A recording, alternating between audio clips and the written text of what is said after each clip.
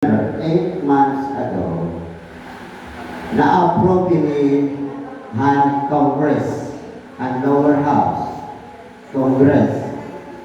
Na-approve ni karatsigno na budget, pero ang proposal ay ito 1,500. Wala ito lumusot appropriation committee dito sa Congress. Ang sunod 1,000. Pag pamilit nilang budget, diri kasya kung 1,000 ang nakalagsan throughout the Philippines, including mga milyonaryo, katagan, kay Universal Pension ini. Now, nag-come up here na approve na budget na anay is 500.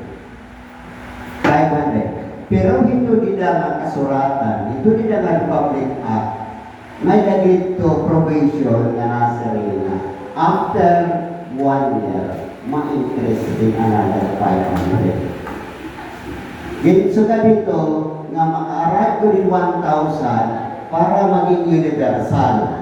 Meaning, at doon na pension na yan na, kita, ang mga social pensioners, at mga indigent, yan na, is 21, at 1,000 na.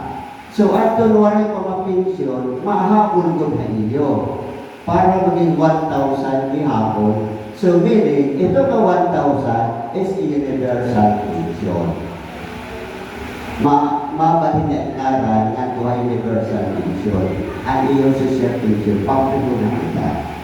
Hinaukon ka, umapropahan. Now, status ito yan na after 8 months, ang amon association ng amon leader, Imam Mila Aquino Magsaysay, nga taga Pampanga, amo it ating congresswoman nga na-spearhead din nga universal pension. So, 2 weeks ago, nakatuhira at tubangan ng building and Senate office ng mga senators, meaning a higher house. Congress niya pituhira pero higher house. Yung atong Congress divided into 2, the lower house and the higher house. So the higher house, walang katira mag-approve, pero approve na ang lower house, ang mga representative. Ininwari ito niya na may incentive for 8 months na dili kami maaram, kami ramang nila magsaysay kung ano itira ginaatupat. Bakit din po pupusan nirat mga Duterte na mawaras? Ato na natira focus ang naka-standby na balaod for action, waray ma-entertain. So, almost 5,000 ang memorohin ng Senior Citizens Welfare Association ngayon among presidente, among leader, ni Congresswoman Mila Aquino Magsaysay, nakadto ang atubangan ng building ng Senate nga may mga placards. Wala na ako makakadto, kaya wala ito para sahid. Ano ang ginugulian? Tagi nagat kami ang amon tinanangaro. Aprobado naman ang Congress. Ano makakaulang? Sino in charge ni nga Senator? Imam Aileen Marcos. So, we just hope and pray na kung ano man ang resulta hadto nga rally, na nakatuloy itong Congresswoman Magsaysay, hinaupon ka na maging fruitful, nga magtakan nira in concern, kaya ano, in problema, mag-resist nga ni in Congress, the 19th Congress, Senate, mag-resist nga nira, mabalik ka grade 1, ang universal pension. Kaya ano, mga 1 year na ito.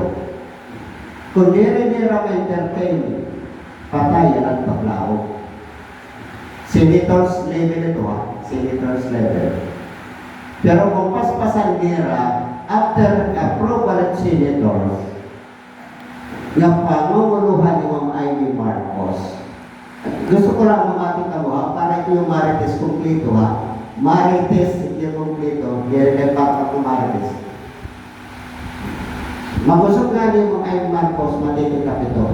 Kahuman nito, makatun ito bicameral. Ang meaning ng bicameral, may representative of Congress, may ang lower house, may representative of Congress ang higher house, not composed bicameral committee.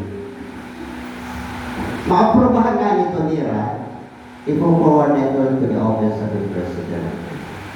So, office of sistema ito para ako. Office of the President.